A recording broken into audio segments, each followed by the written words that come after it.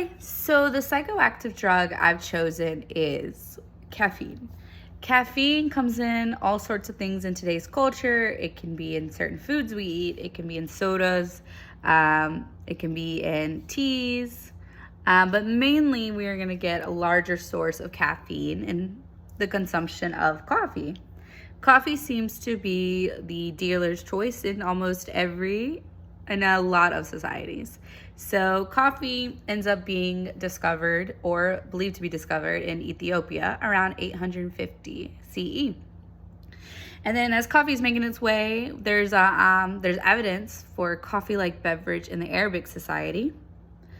And then eventually coffee makes its way to European Western society by around 1615 by Vietnam merchants. Coffee seems to be consumed about the same, similarly to how we consume coffee now. You would have it in like a liquid type beverage and you would consume it orally. And we seem to have the same way we do now. However, coffee seems to be a huge market, but it is known to have stimulating effects. It's also known to have some metabolic effects as well, with coffee being able to having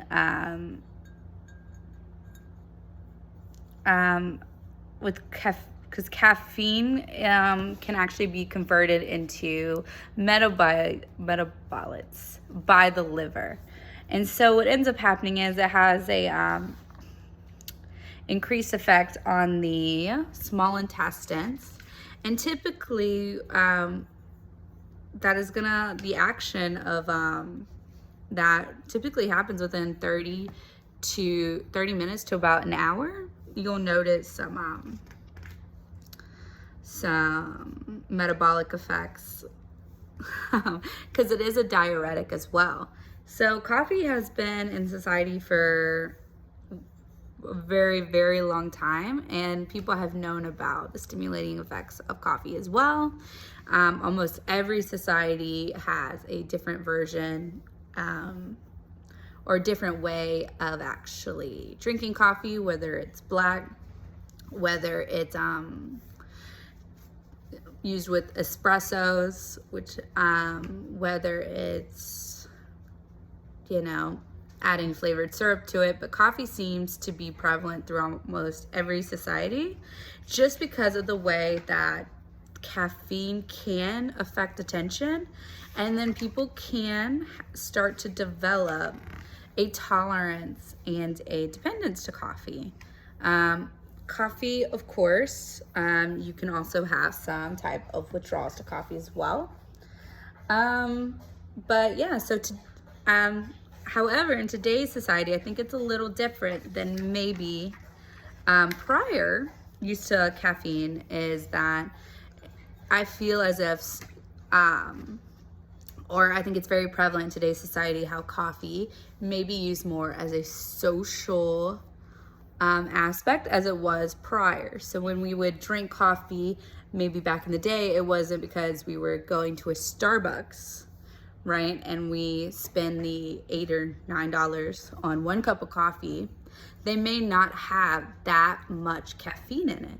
So the idea that I think a lot of people take when it comes to coffee is that it's more of a social aspect of, I have a coffee, right? I have this expensive coffee. There's a luxury in owning Starbucks. However, back in the day, could be just a regular black coffee that you're consuming to get that not hyper, but maybe like a increased attention, or actually feel the effects of a stimulant such as caffeine. However, in today's society, they have drinks. You go to Starbucks, right? They have drinks that may have low levels of caffeine in them, or people assume that adding espresso has the same amount of caffeine as actual coffee beans, when in actuality it's less. So I don't think many people are drinking coffee as a way to increase alertness, decrease fatigue, or consume coffee in the way that it might have been before. I think now it's more of a mainstream, let me fit in because I can have Starbucks because it makes me feel important, as opposed to coffee or caffeine being used as a way to be alert, maybe stay awake, complete certain activities, be better focused, that sort of thing. So I think the marketing in this society that a lot of companies use, especially like Dunkin' Donuts, or the idea of the pumpkin spice latte, or constantly creating a need and a desire for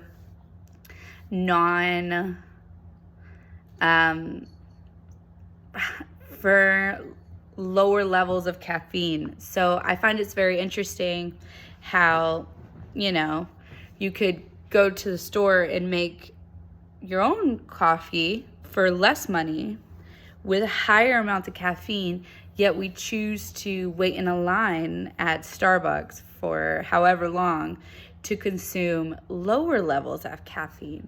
I find that maybe people are addicted or have high dependency on caffeine, that maybe they have a need and a desire to have or to look like they can have this expensive coffee. I just find that that's very interesting in today's society, especially with like the prevalence of Starbucks being on every corner, or Dunkin' Donuts, or any other major coffee place, or why we spend hours in a coffee shop when it's interesting, because I would think you would consume coffee to give you this energy to be able to complete tasks, but you're in a coffee shop drinking coffee for hours. I think that's also interesting too, that maybe it's more of it could be a social gathering. It could be a social desirability with the way it looks, because everyone else is doing it, so therefore I can do it and I can feel included. So I find it's very interesting in today's society, especially with the prevalence of Starbucks and other franchises, just because I don't think people are actually consuming coffee nowadays for reasons other than social desirability. However, that could also have been, back in the day, especially I would assume in Western culture, that also might be prevalent, that especially with the idea of tea time in English society, or in English society, I would assume that was also more about social desirability than it consuming higher amounts of caffeine. And I think that might be what we're experiencing in today's society, is an extension of that. It's just we all go to Starbucks at 7 a.m., blah, blah, blah. But I think because it makes us feel valued, or it makes us feel important. But I don't think people are consuming caffeine as if they would have been, especially back when it was maybe first discovered in Ethiopia or the Arabic society. Or then I think now that it's definitely hit Western culture, the idea of caffeine and coffee have definitely changed. And especially over the years, I feel like we don't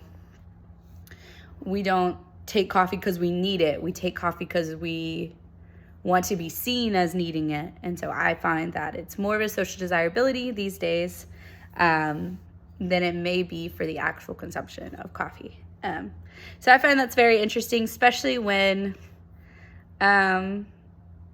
especially now that there's so many modifications to coffee. Now that you have like pumpkin spice latte, now you can do a white chocolate mocha. Now you can add this and do this, and there's customizations, and then it starts to get very further away from just having coffee derived from coffee beans. Now it's gotten to this whole other complex. Can I have it with this and this and this? And I mean, I find I'm guilty of it too. I think that's great, but I find that you're paying more for less caffeine.